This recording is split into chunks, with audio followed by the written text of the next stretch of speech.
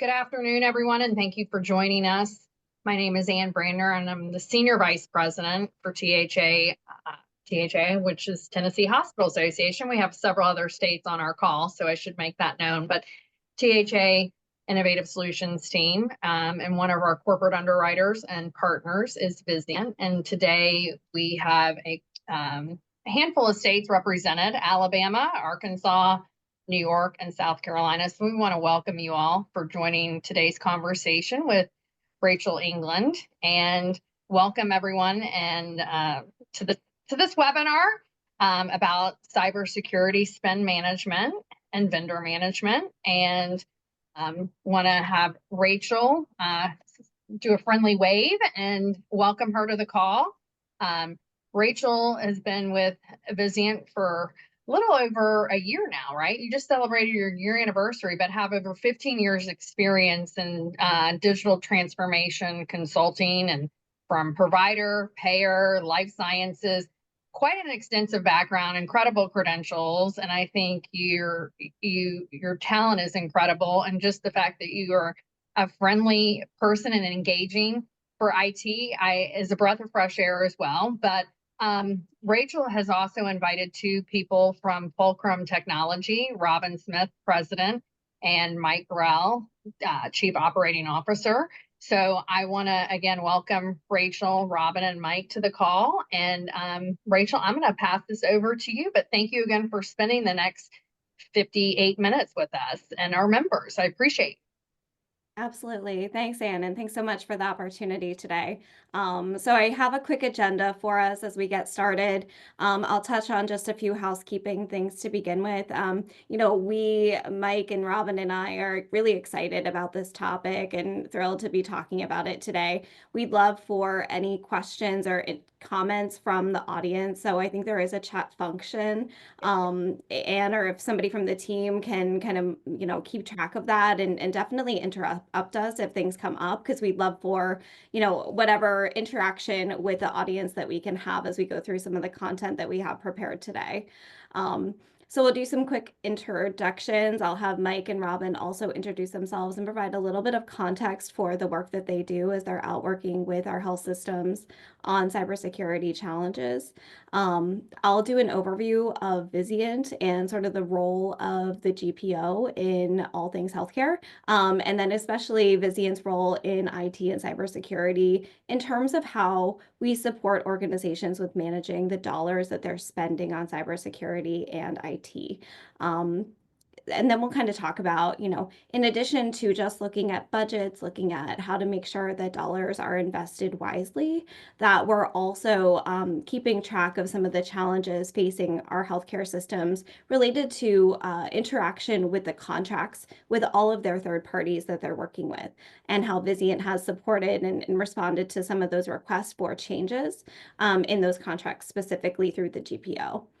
And then we're going to turn it over to Mike and to Robin, and we're going to do a little bit of perspectives from the field. So as I mentioned, they're out working with health systems every day on cybersecurity challenges, and wanted to spend some time, learning about what it is that they're doing, how they're going about approaching some of these issues and partnering with organizations, and thinking about, overall, how do you get value from the cybersecurity partners that you work with. We'll do a panel type of discussion. We have some questions prepared, but like I said, would love to really answer anything that folks in the audience have that they want to bring up. So to start off with introductions, hi everybody. I'm Rachael England. I lead the IT and digital spend management area of Vizient, so the traditional GPO. That includes kind of maintaining a set of national contracts with suppliers, and also running a consulting and advisory business that is focused mostly on looking at all areas of spend in IT and digital, and helping health systems make sure that they're getting the most for every dollar that they're spending on their technology. Robin and Mike, would you guys like to go ahead and do a quick intro of yourselves, please? Sure. I'm Robin Smith. I'm the president of Fulcrum, one of the founders, and I've been doing this type of consulting and team leadership for about 20 years. Prior to that, built a lot of data centers around the US and have run service delivery teams for a couple decades. Mike? Hi, Mike Grall. I'm the COO for Fulcrum Technology Solutions and also the executive sponsor with our relationships with Vizient. And I've been working with healthcare organizations, probably going on my third decade here, but very experienced working in understanding opportunities to help organizations, drive savings and make the most of what they have as well. Awesome. Thank you. Okay, perfect. So let's go ahead and get into it then. Wanted to provide just a quick overview of Vizient. I'm working in IT and healthcare every day as a Vizient employee, and I'm frequently asked, what's a Vizient? So wanted to start just from the ground up, and we'll go through it. If people have questions, please let me know. But Vizient is a legacy group purchasing organization and is today the largest healthcare performance improvement company in the United States, which means we service the majority of healthcare entities that are providers that are, actually taking care of people. What we do through our approach is basically focusing on the alignment of the cost of goods and services, the quality that is attained from using those goods and services, and how that supports the market performance of the health systems that work with us as their GPO partner. So what that really means is we're essentially broken down into three pillars of our business. As I mentioned, we're a legacy group purchasing organization. Today, we call that our spend management business, and that's where I sit. Today, we work with about 800,000 facilities across the United States, so we are the largest GPO in healthcare. That includes about 70% of acute care facilities and about 35% of non-acute or ambulatory care facilities. So quite a broad range of different organizations that we work with. And really what we do is we maintain and are continually augmenting a set of national contracted suppliers. So we put into place a standard contract template with those suppliers and make it ideally easier and more cost effective for organizations to procure through those contracts.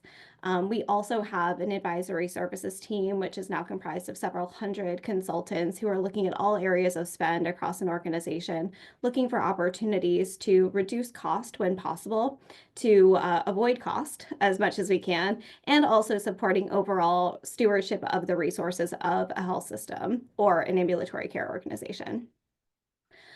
We also have a data and digital business unit, which is a quickly growing area of our business. So we actually build technology products that we then sell into the member organizations that are a part of Vizient. We take in a lot of data from those health systems or ambulatory organizations. We aggregate it, we normalize it. We've built data and analytics tools on top of all of that data. And then we provide, access to that information, both for organizations to understand what's going on within their own business and how they compare against different peer groups. So this is, a hugely important, kind of support for all of us, and we're doing our work and trying to be very smart about what's going on to see what are the trends in the market and helping each organization to get the most that they can from working with our suppliers. This includes operational data, spend data, and clinical data. So we're also able to triangulate if you're spending money on something, what is the operational benefit that you're receiving from that spend? What's the clinical impact of that spend? So, those are incredibly, important tools for us internally to use as we're working with the health systems or our clients. And it's also, an opportunity for the clients to obtain that information on their own. And then finally, we have a pure consulting business, which really looks at kind of growth initiatives for organizations. It helps them think about, how are they structured from a financial standpoint? Are they looking at mergers and acquisitions? Or how are they doing with their workforce? Is it structured appropriately? And is it, in a similar vein to what their peers are doing? We did recently acquire a consulting firm called Kaufman Hall. So, we're tucking that business into ours, and it is, now a huge part of the consulting work that we do. And all of that consulting is powered by the data and digital assets that we have through the data and digital pillar. Just to back up a little bit, I've mentioned the word group purchasing organization a couple of times and just wanted to provide a little bit of foundation for what exactly that is. I have to admit, I've been working in healthcare IT for 15 years and didn't know what a GPO was until I started working at Vizient. So I don't like to assume that anybody really knows what it is. But they've been around for over 100 years and really became popular starting in around the 1980s because of a couple of things. Organizations were faced with a lot of rising costs because of, dynamics going on in the broader kind of population. Healthcare was advancing a lot of new technologies, a lot of new techniques for taking care of people, and there was ever increasing demand due to an aging population. So this was also combined at that time with falling reimbursements, so less money to pay for the things that everybody was wanting and needing more and more as people were aging. So they came up with this system and really kind of doubled down on it about kind of aggregating demand through a group purchasing organization. So whenever we talk about GPOs, we kind of talk about a two-sided marketplace where all of the health systems and the provider entities are one end of the two-sided marketplace, and all of the suppliers are on the other end. And the GPO kind of sits in the middle and helps to facilitate and create efficiencies for procurement and interaction between the customer and the supplier. What we've seen over time is that GPOs have become very, very popular. All hospitals and the majority of ambulatory or non-acute entities use a GPO. They are often using more than one, sometimes two, up to sometimes four GPOs, and they work with those GPOs which just helps them to reduce the overall administrative overhead of managing their business and managing all of the third parties that they work with. It also helps to increase visibility into what's going on across the entire ecosystem in healthcare, because as Vizient, we have all of that data. So we have a very good sense of what's going on, and we can kind of see trends. We can predict certain things to occur. We are also very supportive of supply resiliency and kind of making sure that as there might be a shortage coming up, that we're thinking about that on behalf of the health systems.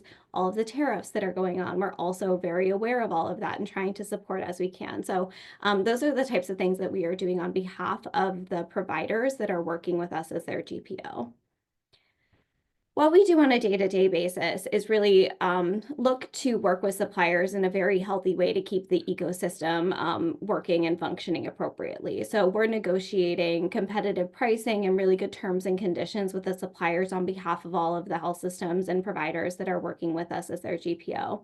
We're doing this as in an aggregate, and we're doing this as a service to all of the providers that are part of our network, which allows for fewer employees at each individual organization having to do that. Obviously every organization has employees, but we try to take down the amount of work that they have to do from a contract management, a contract negotiation, and a vendor management standpoint. And we're pretty good at it. We like to think we're constantly striving to get better, but typically we see an average of a 10 to a 15% reduction in the average cost for most expense categories. So today we're talking about IT, but we also work across capital equipment, physician preference items, pharmaceuticals, all areas of spend in an organization. Vizient is looking at those areas, looking at the suppliers, and making sure that we have a good solution in place. So specifically within IT, digital, and cybersecurity, that's really the area that I oversee at Vizient. This has become an area of intense focus and investment for Vizient overall, and it's really been accelerated as IT becomes more of a keep the lights on idea to something where the organization is seeing IT as a critical function of getting work done and doing business and achieving the initiatives set forward by the strategic plans of the organization. So I have a team of subject matter experts that are really focused on two different areas. I have a consulting team that's comprised of about 30 consultants who have, long-term experience in all areas of healthcare IT purchasing. So they know the suppliers, they know the dynamics, they know the contract languages and all of the gotchas and gimmies and, everything else in terms of contract negotiations. And they're working with our health systems on helping them to navigate and providing subject matter expertise whenever they can to ensure that they're getting the best value for the contracts that they're putting in place with the IT suppliers. At any one point in time, our indirect spend or purchase of services area of Vizient is engaged with 140 different clients. So it's a huge number of health systems that we touch, which allows for us to constantly be educated by what's going on in the market and really be at the tip of the spear of new changes or trends. And we also can structure our engagements based on contingency. So if we're looking to save money for the organization, we don't get paid unless the organization is saving money. So that kind of helps to de-risk some of the approaches that we're taking with the organizations. From a supplier perspective, I have a team of category managers who are experts in different category areas of IT. So that can include core IT, digital, mobility, et cetera. We'll get into that in a minute as we go deeper into the national contract portfolio. But it's a large and very, very growing area for us. We have brought on new team members recently. We continue to look to do that to make sure that we have the appropriate types of contracts and are working with the suppliers that are of highest interest to the providers that are a part of the Vizient network. From a contract portfolio perspective, we really want to be working with the suppliers that health systems want to buy stuff from.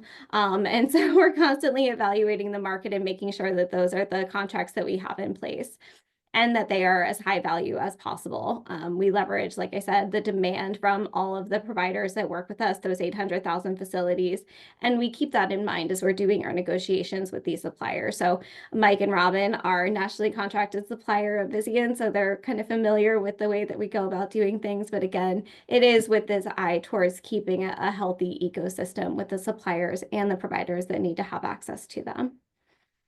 And then, we like to say that we know what we're doing, but we constantly are looking for guidance and that voice of the customer and of the providers that we are working on behalf of. So we have several different councils and task force who are telling us, from the field every single day, hey, here are the things that are going on that are important to me that I want to see from Vizient. So we have a governance committee, an IT council that helps us think through what contracts we need to have, how does Vizient need to show up in this space, and they're an incredible group of CIOs and IT sourcing leaders from across the variety and the spectrum of Vizient providers.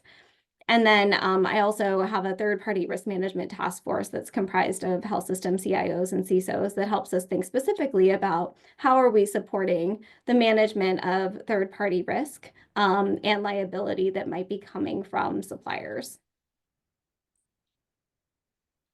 Quickly here, this is the different areas or the categories that our IT and digital contract portfolio covers as of today. As I mentioned, we're continually kind of looking at the market, trying to understand, what is needed today, what do we anticipate needing for tomorrow, and getting out in front of that as much as possible.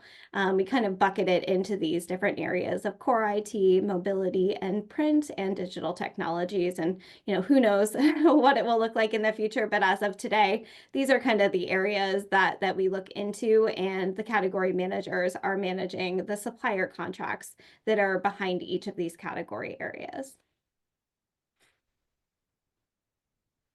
And I know this is kind of going a little bit long. I'll be very, very brief about this, but overall, in terms of how a GPO can help a health system to manage spend with IT, we acknowledge that IT is an area of investment, and it is, ever growing in terms of the dollars that go into IT as it becomes more and more of a critical, foundational layer of everything that's done by the business. But really what we do whenever we work with a provider organization is we leverage all of the assets at our disposal. So all of the national contracts that we have in place, the analytics tools that are developed by Vizient and made available to us, the category management expertise and the advisory services from my team, and thinking through, understanding that every relationship between a health system and a GPO is a little bit different. How do we optimize all of those incentives that the health system receives as part of their GPO? So we have specific types of approaches that we do for that. And we really focus, what we do based on the goals of the individual organization. So some organizations just really need to take out cost. And so we go in there with a laser focus and say, okay, let's look at, how do we renegotiate a contract? How do we look at your licensing and right size that to the number of individuals that are actually using the technology that you're paying for? Are you paying for 3 or 4 technologies that are basically doing the same thing? And we can do some rationalization of the apps that you have. Those are the different types of approaches that we do there. Other organizations are really looking for, help me understand the market, help me understand what types of technology I need to be using to help solve my problems, and give me a rundown of what I should be aware of. So doing that market research and providing some intelligence and some recommendations to them based on the nuances of that org. And then finally, sometimes organizations just really want help with understanding what's going on within their own organization. We see this with orgs that are, more stable and just kind of trying to manage their business better. Often we see these types of requests come from organizations that are in a period of merger and acquisition. So they've had a lot of change to their organization and they're not able to kind of get a grasp of everything that's going on from a holistic standpoint. So we can come in with our tools and our data and our analytics and really help them to understand where they are today and where are the top opportunities for them to make change or to drive any improvements. And finally, I wanted to touch on the third-party risk piece, since this is a cybersecurity conversation. And this is something else that is very much done as a service to the health systems and to the providers that are a part of Vizient. So as we've seen, cybersecurity incidents continue to increase in both volume and severity, and noticing that the majority of those incidents are caused by a third party that is associated with that organization in some form. We were getting a lot of requests from the health systems and the providers to say, hey, I'm not able to really negotiate really very good cybersecurity liability language with the third parties that I'm having to buy so that I can, manage my business and take care of my patients. Vizient, can you help us? So we said, absolutely, of course. So what we ended up doing was convening a group of CIOs and CISOs to come together and look at, what is really the problem that's going on here and how is Vizient best positioned to help you. We decided that what could be done most appropriately and first was to basically look at the cybersecurity liability language baked into our national contracts with IT and digital suppliers and look for opportunities to change that. Through a series of meetings, we got together monthly all throughout 2024. We came to an agreement across all of the third-party risk management task force members that we would update the cybersecurity language in our national-based contracts to be in compliance with the NIST CSF standards. So it's really based on kind of what's going on as a national framework, and we will start to implement that here in 2025. So I'm, working with Vizient's legal team. We'll be updating that language, and then we'll be implementing it first for new suppliers that come on board, and then for amending the contracts that we have with existing suppliers. So just kind of wanted to let you all know that that is, some of the work that's ongoing, and we will continue to look at things, to look at that language to make sure that it is continuing to stay up to speed with the new things that are coming out from a cybersecurity perspective.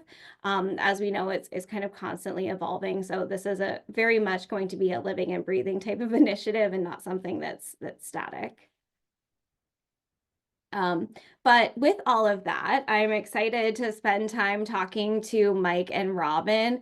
Would love to, first of all, hear a little bit about your organization and what you do as you're working on cybersecurity initiatives with the provider organizations.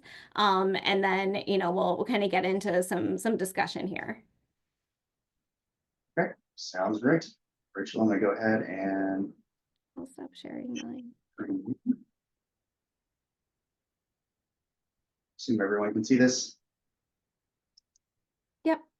Okay, Mike, do you want to cover who we are first and foremost, and then we can dive into how we help all of the No, member entities? Sure, yeah, so we're going through a little bit of a name change here because we merged, Fulcrum and Talus merged at the end of 2023, so we're just working through some of those operational and branding things right now, so that's where you'll hear Talus and Fulcrum, but the go-forward name will be Fulcrum. Talus was founded, about 5 years ago now. And we're solely focused on cybersecurity for healthcare organizations and working with Vizient. And Fulcrum, we work very closely with them. And that's one thing that just take a quick side note here is that it's difficult to do this all by yourself, whether you're a vendor or a consumer of cybersecurity services and things like that. So it's paramount to make sure you get good partners, whether it's your, and third-party vendors, the same thing. You got to have people you can trust. So put a lot of effort into that because that makes things go really well. And it was very beneficial for us as an organization, helped us grow and helped us provide great services. And it worked so well, we consummated the relationship at the end of 2023.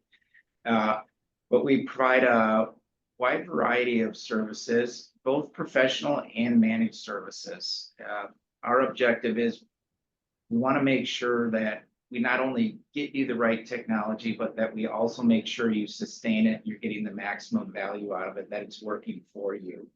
And it's always to do the right things. We want to be that sounding board for you. Whether we do the work for you or not, we want to make sure you're doing the right thing. And then also, primarily it's cybersecurity. We do get into big infrastructure, critical infrastructure, because that's somewhat tied to security. So you need to know the network and you need to know the cloud services, all those other access points that can be vulnerable at times. So the team, like Robin mentioned, he has, decades of experience building data centers and things like that. The rest of the team has extensive experience on infrastructure as well. So we bring that to the table, which makes us a little bit unique. We can see the whole picture. But we've been working with healthcare organizations between Rob and myself. It goes back to the 90s, working through GPOs as well as just working directly for healthcare organizations, helping them improve their IT functions as well as their security functions. Yeah, well said, Mike. Some of the founding members as well as executive team were CIOs and CISOs as well, specifically in that healthcare vertical. So just kind of moving on into the different areas that we focus on, whether it's GRC, HIPAA risk analysis, those ransomware readiness assessments, IR tabletops, security, big data and analytics. Offensive security, we bifurcate, the security team into two different areas. One offensive that's focused on pen testing, code analysis, things like that. The defensive side is your SOC, your SIM, the people that help you select the firewall, implement it, things like that. We've got infrastructure, data center, and network, cloud security and automation across all of the public clouds, including Oracle now. And then what Talus brought to the table with Fulcrum was a robust healthcare focused identity access and management and governance practice as well that has bespoke intellectual property focused on Savient, SailPoint, some of the big standard IAM platforms out there too. Really around non-employees, right? Yeah. How do we deal with non-employees? Yeah. So we can delve into that later. But one of the things that we really focus on with the managed service team, again, about 100 different engineers here, are providing the tier 3 and tier 4 escalation points for those managed services teams. So the idea is that we want to be able to escalate and solve problems internally, come to our customers with answers versus more problems. So that's why we use the consulting team as a backstop for the managed services team. Anything you want to add there, Mike? No, I think you can see there's a broad set of areas we operate in. And, the one thing too, with our offensive security team, the work that they do, we're always kind of on the front end of visibility of seeing, where the vulnerabilities lie and what tools and technologies work best, what policies, procedures, strategies organizations are employing to protect themselves and test them. But we also have a pretty good idea of what works and what doesn't work. Yeah. So much so that the offensive security team is placed consistently in the top 5 at the national competitions, capture the flags at DEF CON year over year. Last year, we actually achieved first place with our team. So, it was a long run up to be able to get there, but it was nice to finally put, the flag in the ground and say, hey, we put our money where our mouth is as far as it goes. Before we jump into the collaboration topics, I was hoping I could show something very quickly. So we very much believe in, back to Rachel's original point, along with the Vizient strategy of rationalization, we have the same sort of approach. So we'll build a NIST reference architecture based on NIST CSF that's applicable in HIPAA, it's applicable in HICCUP. So we want to have that common framework. And then through a series of just a couple of meetings, go through and identify what technologies that are plugged in, the maturity of the technologies, whether they're well adopted or poorly adopted. And this type of thing, even though it's more of a pre-sales exercise for us, gives us the ability to be able to answer questions around where can you rationalize your security spend? We have gaps, we've got things that are on the shelf, open source, maybe multiple tools that do the same thing. So let's help rationalize into the common methodology these days, which is Platform Plus, whereby major cybersecurity vendors, and by virtue of the platforms that they have, fill a lot more of the boxes versus the traditional way of approaching this, which would be individual point solutions, which just aren't economically feasible, as well as really hard to support unless you have a large team that's handling all of the integrations and automation. Yeah, anything you want to add there? Yeah, some of the indirect benefits of this type of exercise too, it'll bring your different groups together, whether your IT is working closely with your security team, or if you just have multiple individuals or teams working on different areas, it gives that collective or holistic view of your environment. The other thing this helps out tremendously with is when you're in your budgeting cycles, to make sure that you don't already have the technology somewhere within your infrastructure, because this industry moves very fast, and all these manufacturers of security technologies are always adding functions and features. They're acquiring companies and things like that. So it helps you stay on top of what you have or what you have access to, so you can keep your environment as simple as possible, so it's more supportable.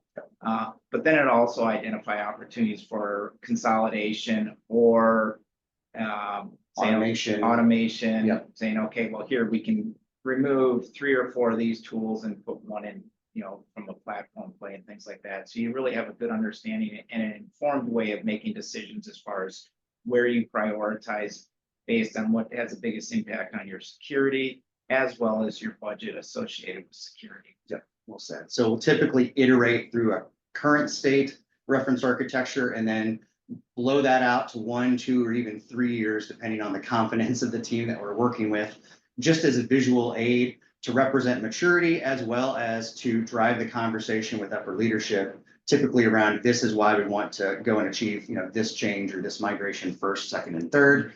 We back that up with a gap remediation legend, where whatever your bans are from a budgetary or financial perspective, or human capital perspective as far as implementation goes, we can certainly move those things around. But we'll come up with a recommendations matrix, rank them high, medium, and low, talk about any prerequisites that need to be addressed prior to implementing whatever the recommendation is, and then we'll also help describe why that needs to happen in risk verbiage in an effort to sell it upstream as far as that goes too.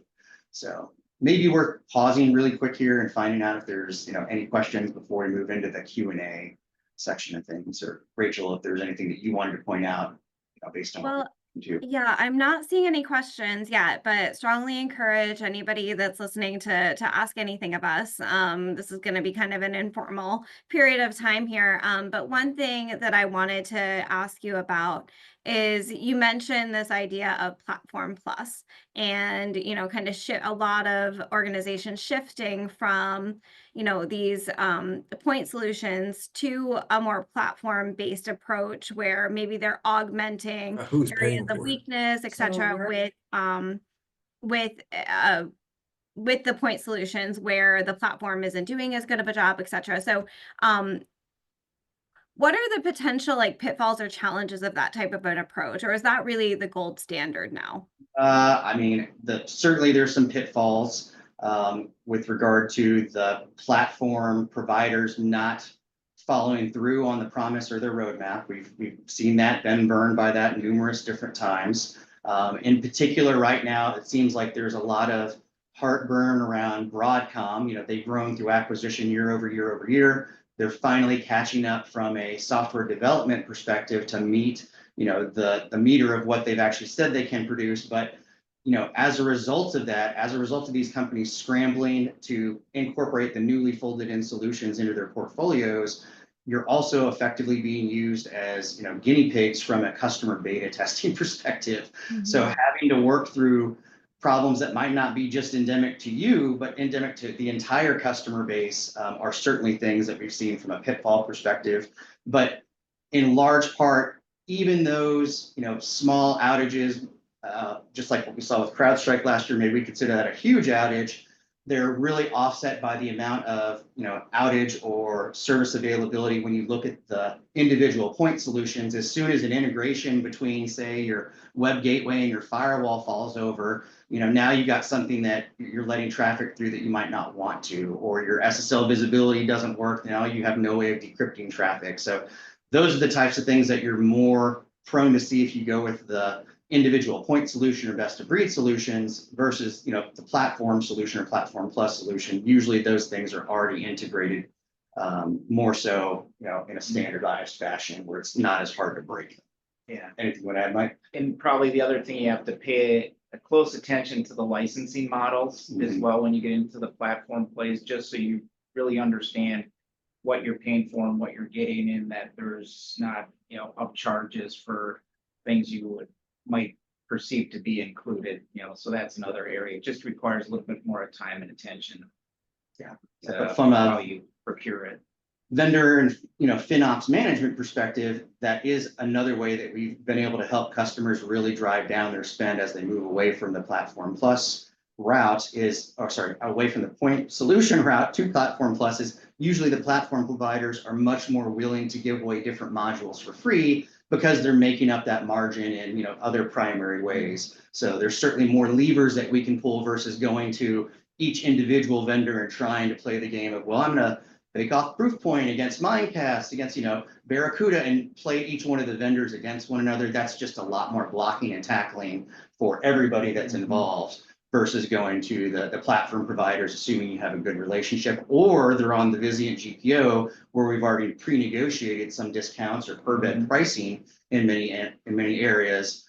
That's another area that we can really drive down costs to each one of the members too. And I think, Rachel, on your team with the advisors, you know, they have extensive experience in the contract negotiation as well as the procurement functions to understand some of those ins and outs of the licensing models. Yep, absolutely.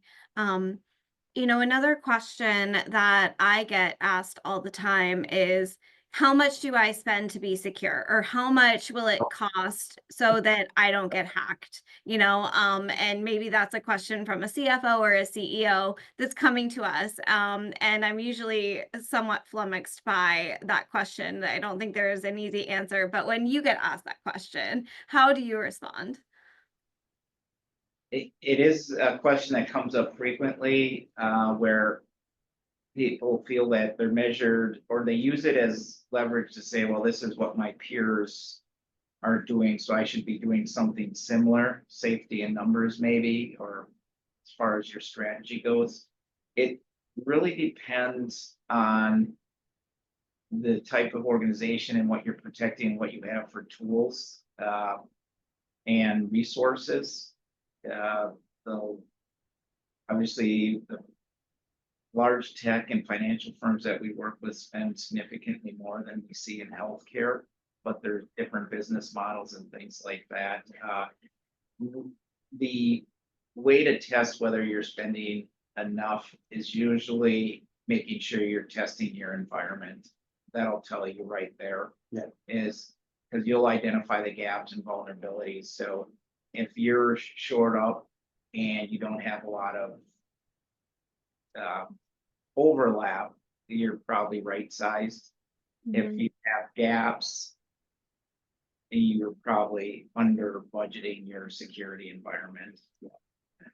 Well said, Mike. I'm going to shift what I'm showing on my screen over to another window here. So one of the things that when we get asked, Rachel, that very question, how much do I spend to get to security level, 80%, 90%, 100%, this is frequently what we have to pivot to. So again, we're hewing back to the NIST cybersecurity framework here. We've got different domains that you can see identified in each one of the categories. And what we do is help customers, regardless of what their data or security analytics or SIM platform is, Splunk, Power BI, whatever, we'll help them identify the data sources that inform each of these different metrics and then measure them on a monthly or quarterly basis, as well as their CMMI maturity. And that's a way that we can more easily communicate to a CFO. So if we're, say, a 40% composite score and each one of these categories is low, then it's more of a conversation around, okay, the area that we've had the most struggle with is security operations and monitoring, where we need to continually tune the SIM and repel the attackers from a pen testing perspective or threat actor perspective. Then we drill down to those data sources, measure what each one of those scores are, and then we can more effectively, now that we understand the data source, the maturity, the score, tie it back to what the financial spend is for that particular tool, and maybe even fold in the cost associated with running the tool and operationalizing it and supporting it. Then we have a real dollar figure that we can go have that conversation with the CFO around and really start addressing what their return on investment is to lift the score up 10%, 15%, both from a tool perspective, maturity perspective, and even human resource perspective. Anything worth adding here, Mike? Yeah, and the other thing, it validates, if you are spending money and you have a low score, then you have to step back and say, okay, what are we doing here? Because we're not getting the value out of that spend. So that it helps kind of as a check and balance in that regards. Yeah, it's a good sign to go back and look at the people and the processes themselves. Are people on the right seats on the bus? Are the processes robust enough to actually support the tools that you went and spent a bunch of money on? And with some of the pending security rule changes, one of those changes is to require that you do test your tools to make sure they're working and they're implemented properly on an annual basis. So a lot of the things you see in the rule changes really are best practices.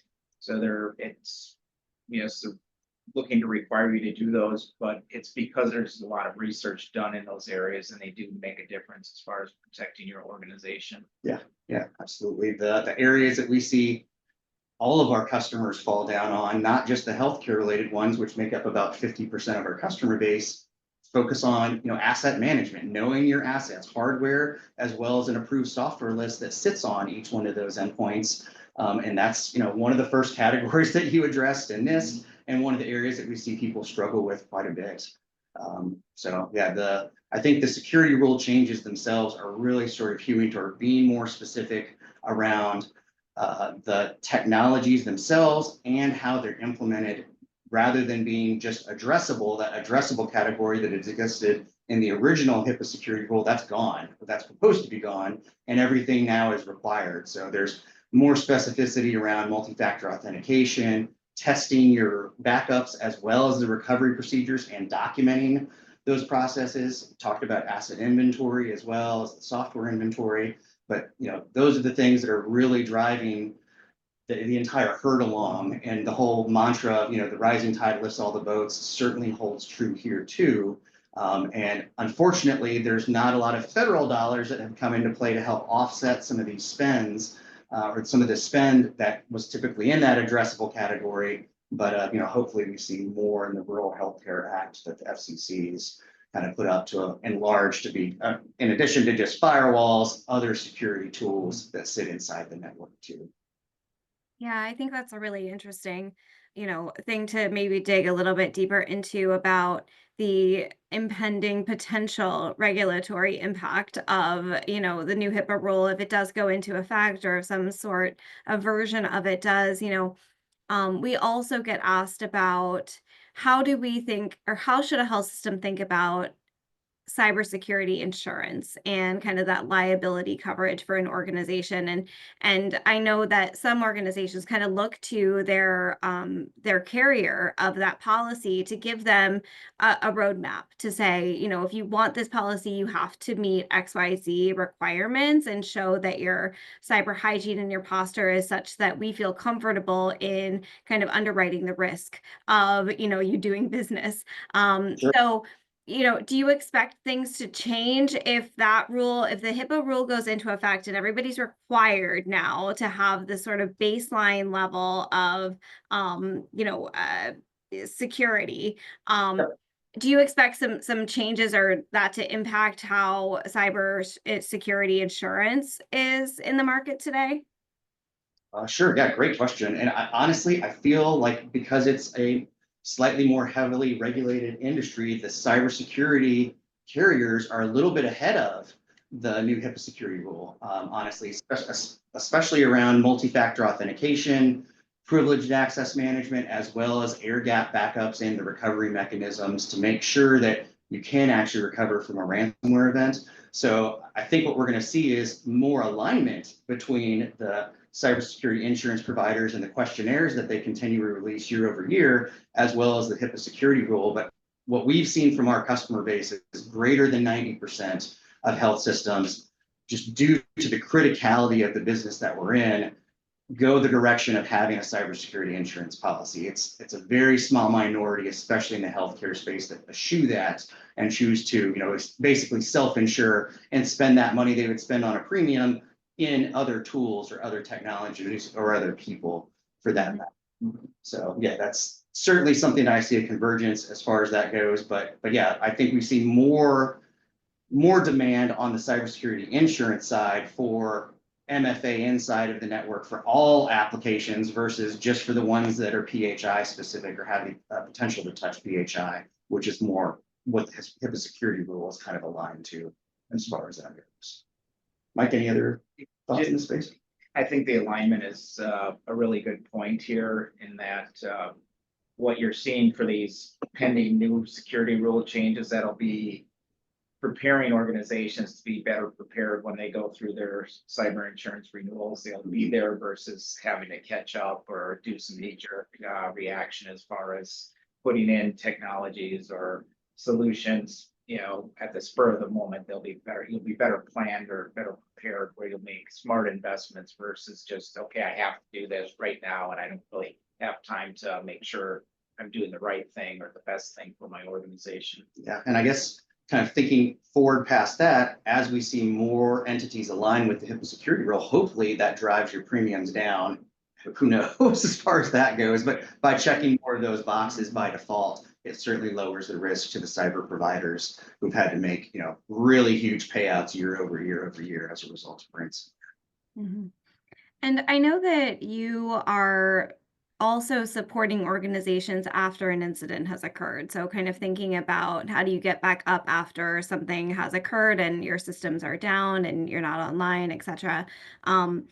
In kind of doing that post-mortem or kind of the look back after something like that occurs, is there ever discussion of, if only we had spent more upfront, or we should have used some of these dollars that we're now kind of investing to get back to, a standard steady state, if we had implemented some of that spend earlier on? Like, I feel like I hear about that, but I'm not on the ground, dealing with this stuff, and I know it's emotional, and so I'm just curious, like, is there ever that kind of remorse?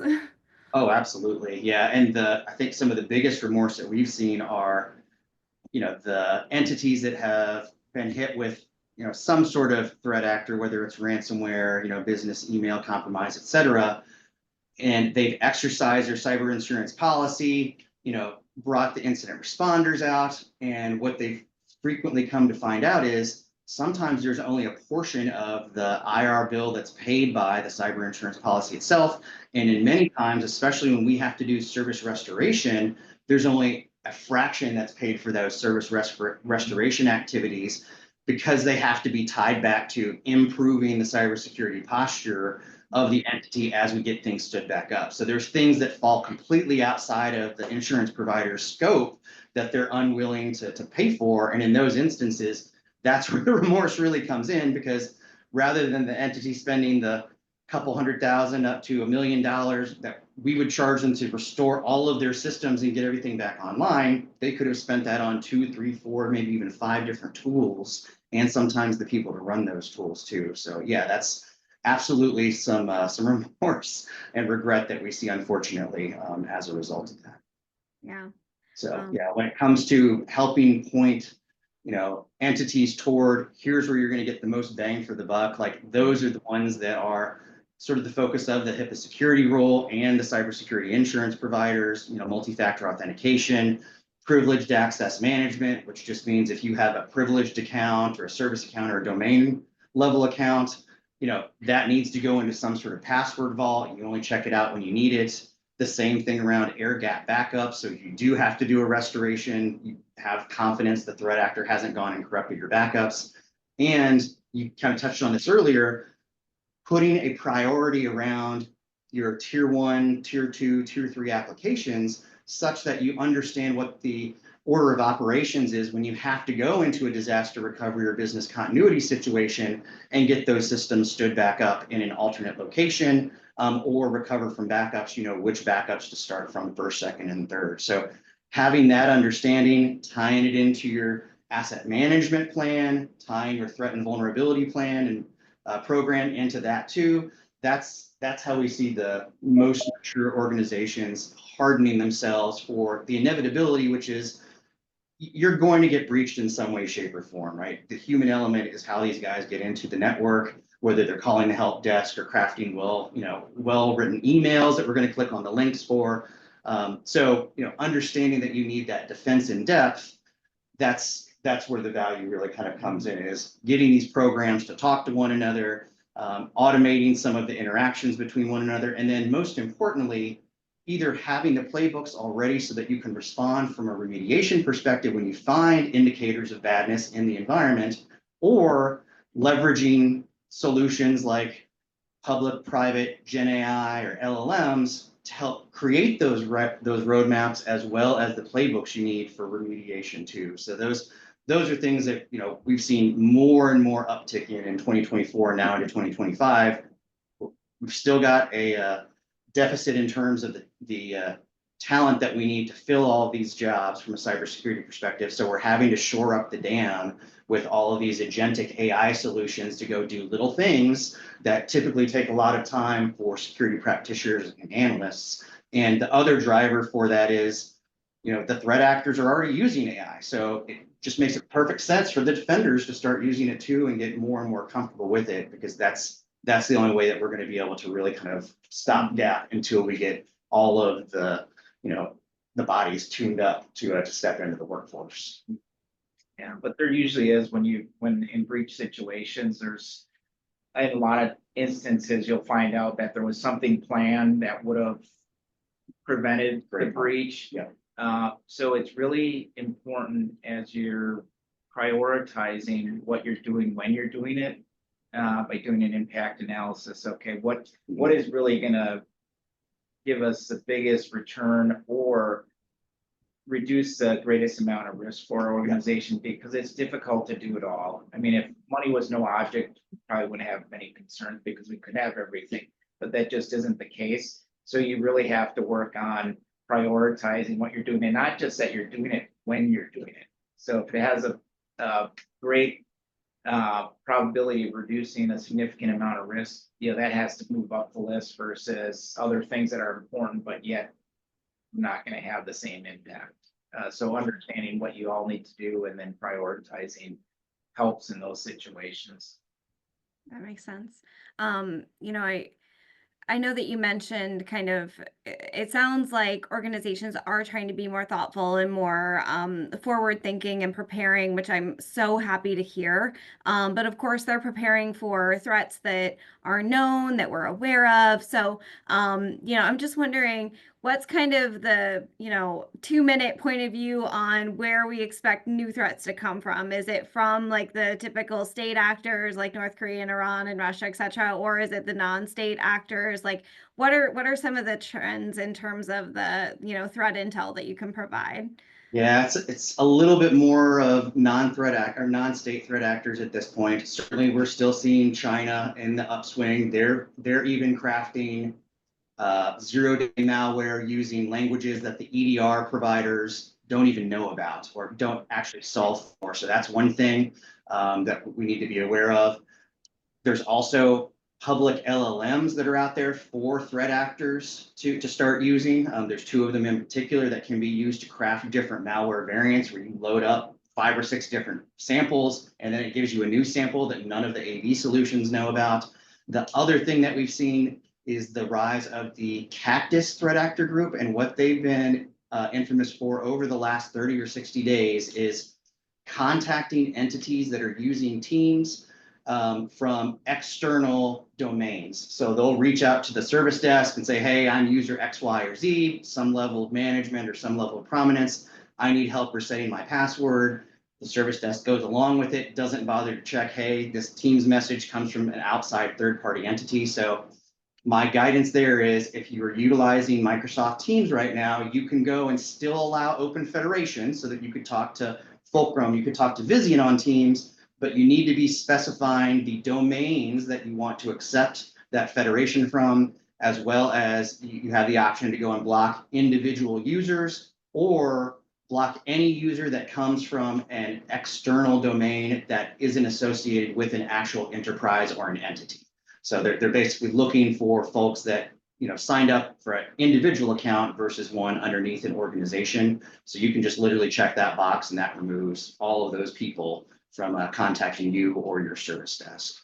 So anything you want to add there, Mike? No, it just highlights the change in the security perimeter with remote work and your vendor community and things like that. You just have people accessing your environment or your network from all over the place, and bad guys take advantage of that. So it really requires a lot more thought in how you protect yourself, and it makes the job pretty tough.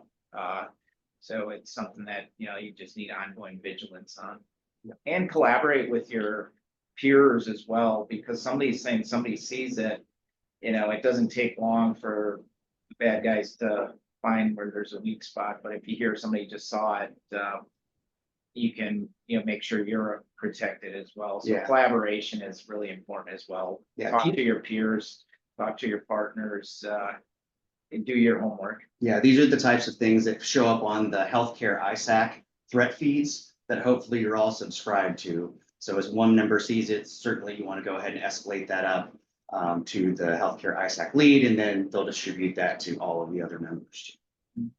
Yeah, I was going to say HISAC is such a great convener of community and distributor of information. And, for anybody that doesn't have access to that and you want information, I'm happy to share and help to, get you in touch with the right people. I know that we're coming up on time here and kind of in that vein of connecting and convening a community. I know that we will all be at HIMSS at the conference next week in Vegas. And so just want to put out there for anybody that is interested in kind of catching up or having a deeper dive discussion. We'll all be there. I'll have a team. I'm sure you guys have a team. Do you have a booth at HIMSS or? No, we'll be meeting with a lot of our partners that'll have booths. And then we'll be doing some get-togethers in the early evening hours and things like that. Yeah. But feel free to share our contact information, Rachel. We'll be glad to meet up with you, with anybody that's out there, and get into more in-depth, discussions or more specific discussions as well. Absolutely. Yeah, we'll make sure that your contact info is distributed to the group, and, look forward to seeing anybody in Vegas next week if you'll be there. Otherwise, happy to, kind of catch up or continue the discussion virtually if there are any additional questions or anything. But Anne, I think with that, we'll go ahead and pass it back to you. Thank you again for the time today. Really appreciate it.